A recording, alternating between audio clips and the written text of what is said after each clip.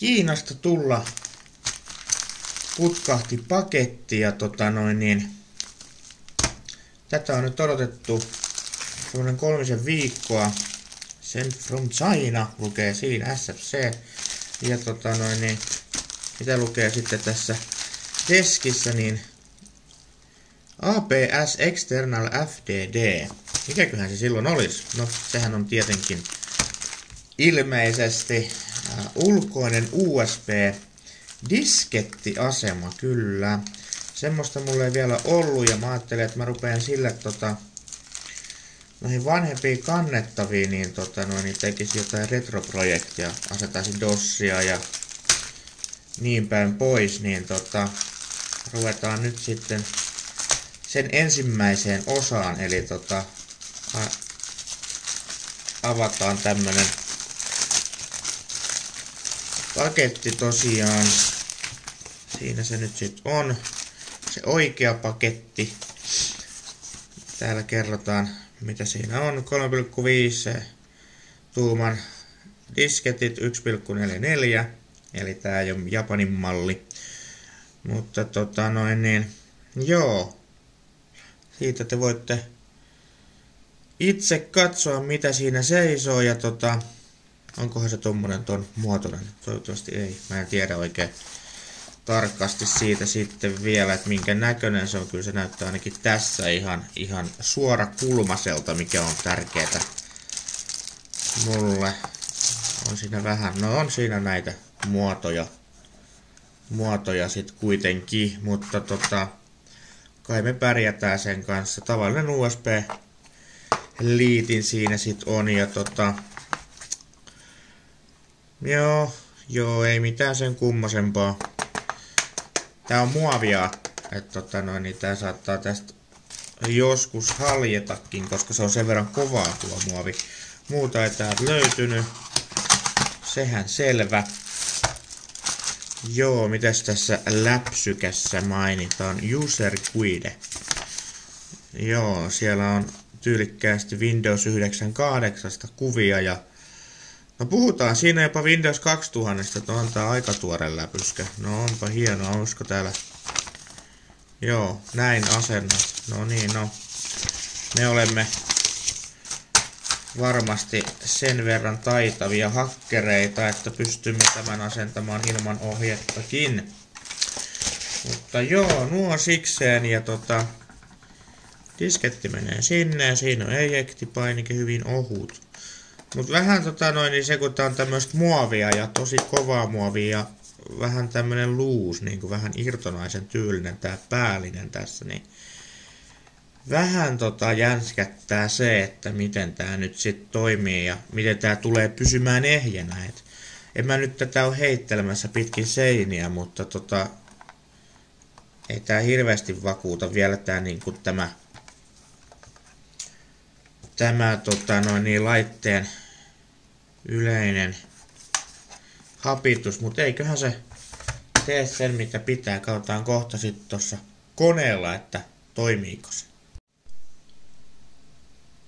No niin, ja nyt sitten asennetaan tämä diskettiasema niin tietokoneeseen kiinni. Täällä pitäisi USB-kaapeli, jos toi paikka olla, portti kyllä noin. Levykeasema ilmestyi sinne sitten tiedostohallintaan, mutta sitten laitetaan vanha Windows 98 käynnistys tai boottilevy sisään. Katsotaan mitä sieltä löytyy. Tätä diskettiä ei ole käytetty sit varmaan niin kuin 2000-luvun puolella kertaakaan. Mutta laitetaan se sinne. No sehän rupesi heti sen kanssa pelaamaan niin kuin nähdään.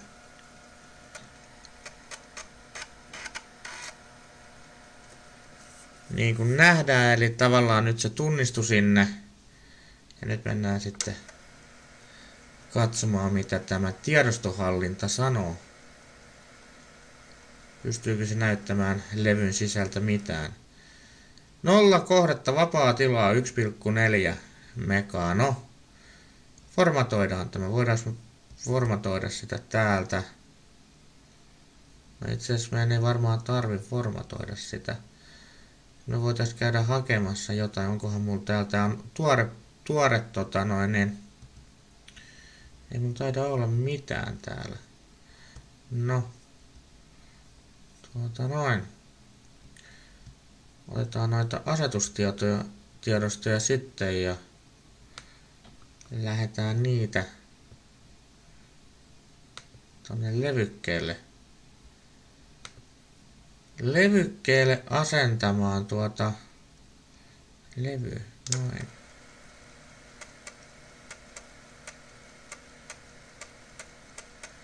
Kyllä se sinne näyttää asentavan, kopioivan tiedostoja kyllä, mutta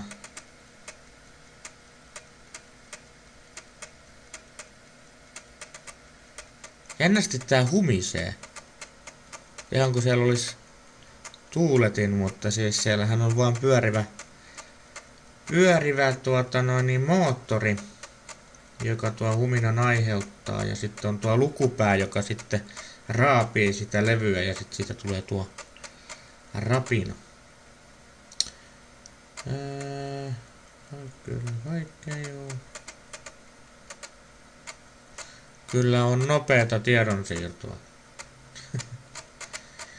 Mutta ajatellaan kuinka vanha tämäkin disketti on, jota tällä hetkellä käytetään, niin kyllä on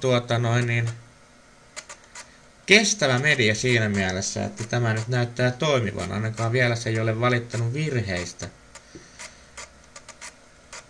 1,44 megatavua yhdellä levyllä. Nyt mennään katsoa tätä levykettä, niin sieltä löytyy. Katsotaan vielä ominaisuudetkin, niin 86 kohdetta.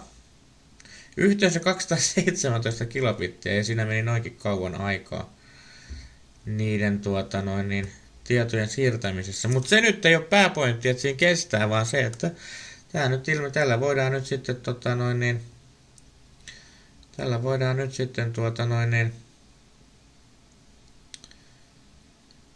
siirrellä näitä tiedostoja tai siis saada levyiltä, vanhoilta levykkeiltä tavaraa ja no, ne ei toimi noin. Tässä distrossa, no niin, otetaan sitten levyke pois sieltä. Kansiossa ei ole mitään, koska mä jäin sinne kansioon jostain syystä, selvä. Mitä se nyt tekee? Nyt se tekee omia. Se ilmeisesti yrittää tunnistaa, onko siellä levyä. Joo. Ja nyt me laitetaan sinne sitten nää, oliks tää nyt 720, eli yksi puoli. Noin. Nyt se tunnistaa sitä.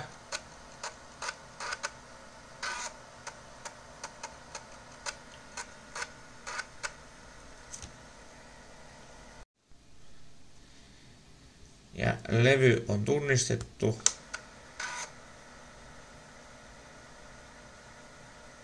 713 kilobittiä on siellä levytilaa olemassa. Kyllä. Otetaan sitten se sieltä pois.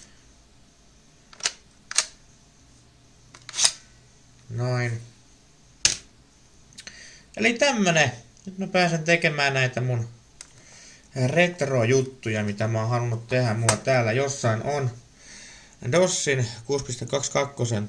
asennuslevyt ja mä meinaan sen sit laittaa tommoseen. Mulla on tuolla tuo yksi ThinkPad, vanhempi ThinkPad, niin siihen sitten rupeen säätämään ja näin poispäin.